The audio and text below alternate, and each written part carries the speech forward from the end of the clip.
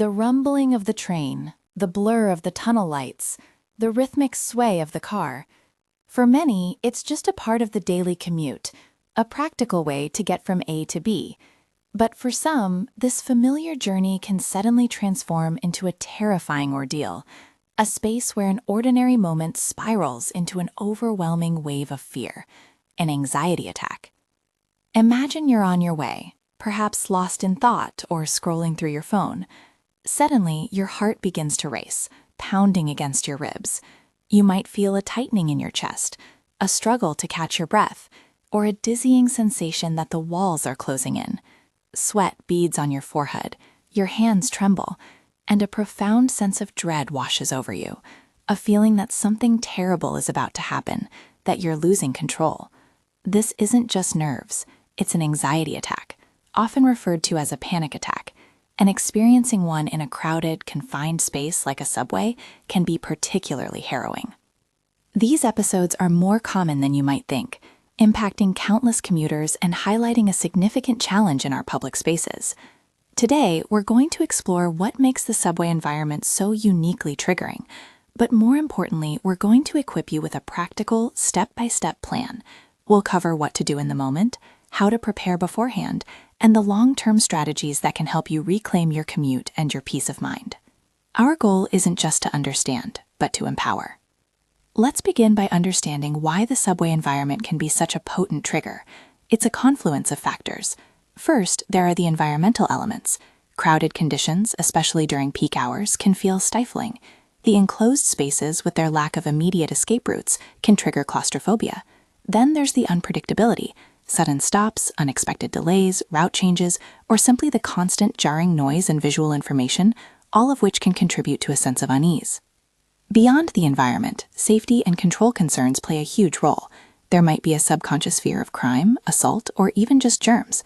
But often, the most powerful trigger is the feeling of being trapped, with no easy way to get off the train or escape the situation. This lack of control can be incredibly anxiety-provoking. And finally, for some, these attacks are rooted in broader psychological underpinnings, conditions like agoraphobia, a fear of places and situations that might cause panic, social anxiety, or even specific manifestations of OCD related to contamination. Previous negative experiences on public transport can intensify these feelings, creating a cycle of fear. So, what can you do when an anxiety attack strikes while you're underground? The key is to have immediate coping strategies ready. These aren't just theoretical, they're tools to actively calm your nervous system. The first and most powerful tool is deep, controlled breathing. When we panic, our breathing becomes shallow and rapid. By intentionally slowing it down, we send a signal to our brain that we are safe. A simple technique is the box breathing method.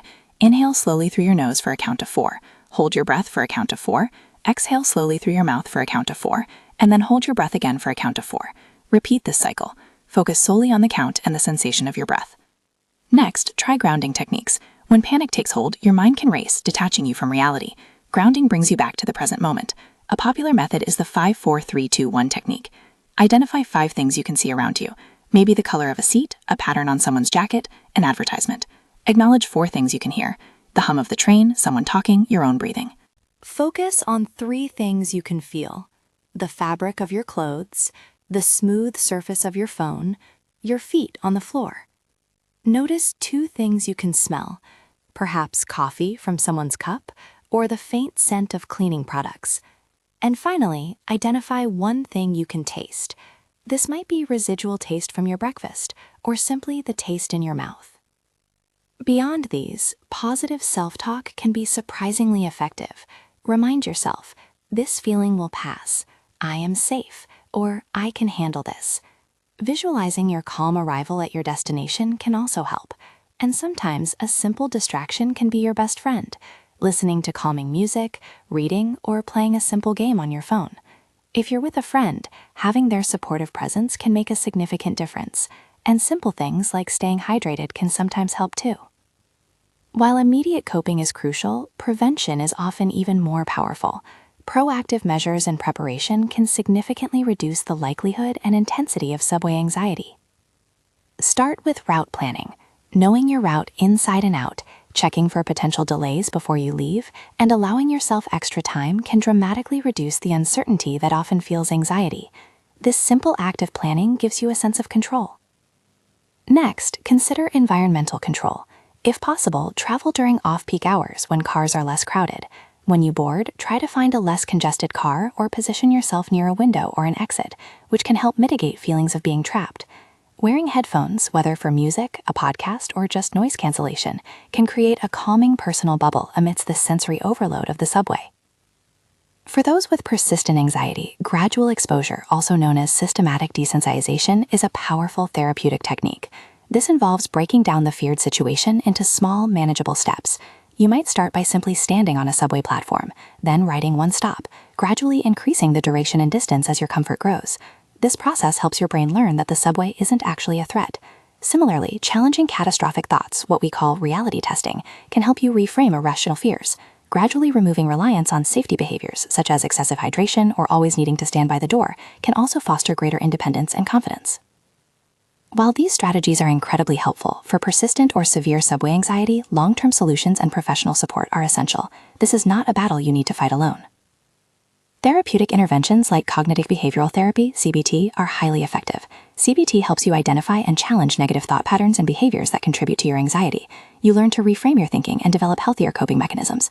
Another related approach is exposure and response prevention, ERP, which is particularly useful for phobias and OCD, guiding you through structured exposure to your fears without engaging in compulsive behaviors. Acceptance and commitment therapy, ACT, can also be beneficial, teaching you to accept difficult thoughts and feelings while committing to actions aligned with your values. A great first step is often to consult your general practitioner, GP. They can provide referrals to mental health professionals like psychologists or therapists and discuss medication options if appropriate. There are also vital mental health resources available, such as the 988 hotline for immediate distress and local programs like NYC's Virtual Express Care Telehealth Program or the SCOUT program, which connects individuals experiencing severe mental illness on subways to treatment. These services are designed to provide crucial support when you need it most. It's worth acknowledging that this isn't just an individual struggle. It's a broader societal concern. This issue has garnered significant attention from public transit authorities, government officials, and mental health sectors. Entities like the MTA, in conjunction with unions like the Transport Workers Union, are actively involved in discussions about safety plans and mental health initiatives. We're seeing increased funding and advocacy for more mental health professionals and support within transit systems, underscoring the growing recognition of this challenge. This movement towards a more compassionate and integrated approach is encouraging. While debates continue regarding the most effective therapeutic strategies and the precise responsibilities of transit authorities, the conversation itself is a positive step. There's also a critical focus on combating the stigma associated with mental health challenges. Commuters often feel embarrassment or shame, making it harder to seek help or use accommodations. Programs like the Hidden Disabilities Sunflower Scheme, which offers discrete support for those with non-visible disabilities like anxiety, are vital in creating a more understanding and inclusive environment. The future outlook is promising.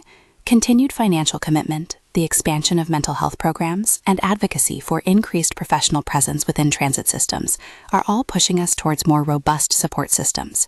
The ongoing discussion around balancing security measures with accessibility and support will likely lead to more nuanced strategies that protect and assist vulnerable individuals while ensuring safety and comfort for everyone. Experiencing anxiety attacks on the subway is an incredibly challenging situation, but it is not a life sentence. With understanding, immediate coping mechanisms, proactive preparation, and professional support, you absolutely can navigate these challenges. You are not alone in this experience, and there are resources and strategies available to help you regain your comfort and confidence in public spaces. Remember, taking that first step towards a practical plan is a powerful act of self-care.